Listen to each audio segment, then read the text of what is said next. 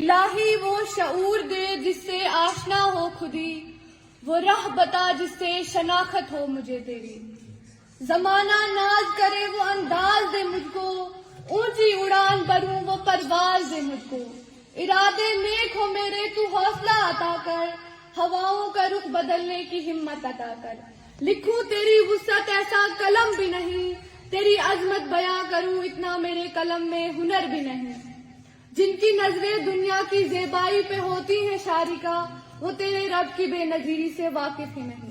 میں شکریہ ادا کرنا چاہوں گی راشد سر گلکار اور عمر سر کا، جنہوں نے مجھے یہاں دعوت دی اور بولنے کے قابل سمجھا۔ اللہ تعالیٰ ہمیں بولنے اور سننے اور کہنے سے زیادہ عمل کرنے کی توفیق کریم۔ اما بعد، اعوذ باللہ من الشیطان الرجیم، بسم اللہ الرحمن الرحیم۔ تمام حاضرین جلسہ کو میری جانب سے السلام علیکم ورحمۃ اللہ وبرکاتہ۔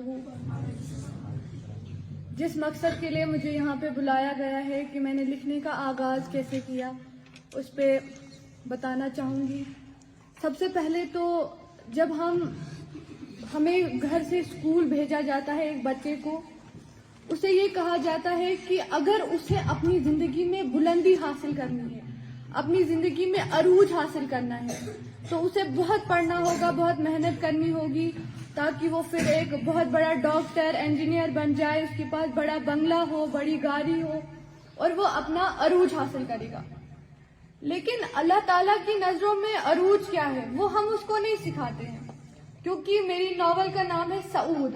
سعود عربی زبان کا ایک لفظ ہے جس کے معنی ہے عروج کرنا۔ سب سے بڑا عروج ایک انسان کے لیے ہے خودی اور خدا کو پہچاننا۔ اگر آپ خودی کو نہیں پہچان پاتے ہیں تو آپ خدا کو کیا پہچان پائیں گے؟ عروج جو ہے، سعود انسان اپنی جھونپڑی میں بھی اگر وہ نماز پڑھے اور خودی اور خدا کو پہچانے، وہ حاصل کر سکتا ہے۔ آپ بڑے بنگلے میں ہو، عیاشیاں کرو، وہ تو زوال ہے۔ ہو سکتا ہے دنیا کے لیے وہ عروج ہے، لیکن وہ آپ کے لیے اور اللہ کی نظروں میں وہ زوال ہے۔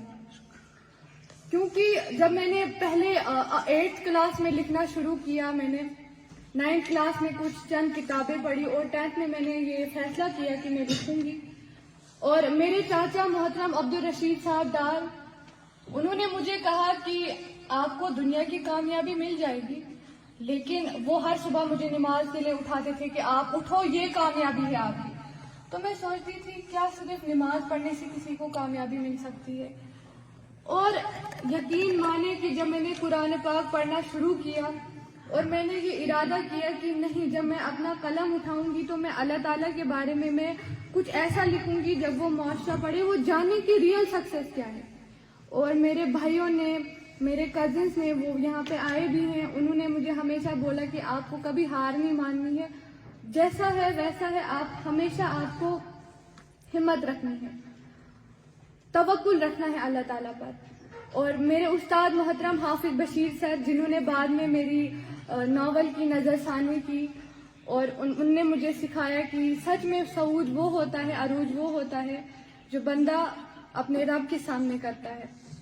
آپ عروج پہ ہیں اور آپ جانتے ہیں، کبھی انسان کی زندگی میں ایسے حالات آتے ہیں، اسے محسوس ہوتا ہے اس کی دعائیں کوئی نہیں سن رہا، اللہ تعالیٰ اس کی دعائیں بھی قبول نہیں کر رہا ہے، اور وہ بہت کمتر سمجھتا ہے خود کو۔ ایک ڈپریشن، نا امیدی جو کہ عام ہے ہمارے نوجوانوں میں، وہ یہ سوچتے ہیں کہ میں تو اتنی دعا کر رہا ہوں اللہ تعالیٰ سے، اللہ تعالیٰ کے خزانے میں کیا کوئی کمی ہے، وہ مجھے یہ چیز نہیں دے رہا ہے۔ غلطی یہ ہے کہ ہم مان لیتے ہیں، ہم سوچتے ہیں کہ ہمیں ہماری تمام نیکیوں کا صلہ اسی دنیا میں ملنا چاہیے، لیکن اللہ تعالیٰ ہماری تمام آزمائشوں کا صلہ ہمیں آخرت میں دے گا۔ کبھی زندگی میں ایسا فیز آتا ہے جہاں انسان یا تو ڈوبتا ہے یا ابھرتا ہے، اور جو ابھرتا ہے وہی کچھ بنتا ہے، کیونکہ برے وقت ہی آپ بہت کچھ سیکھتے ہیں، آپ کو بہت کچھ پتہ چلتا ہے برے وقت سے۔ اور ہمیشہ میں آپ تمام یہاں پہ جو بھائی ہیں میرے، میں ان سے کہوں گی کہ اللہ تعالیٰ پہ توکل رکھیں، بھروسہ رکھیں، اور جو اگر آپ کے ساتھ کبھی کوئی آزمائش ہو، کوئی بھی بری چیز، تو اس چیز کو ایکسیپٹ کر لیں۔ اللہ تعالیٰ، بے شک اللہ تعالیٰ انہی کا حامی اور ناصر رہے گا جو اللہ تعالیٰ پہ توکل رکھتے ہیں۔ آخر میں اپنی ناول کی لکھی ہوئی آخری غزل سنانا چاہوں گی۔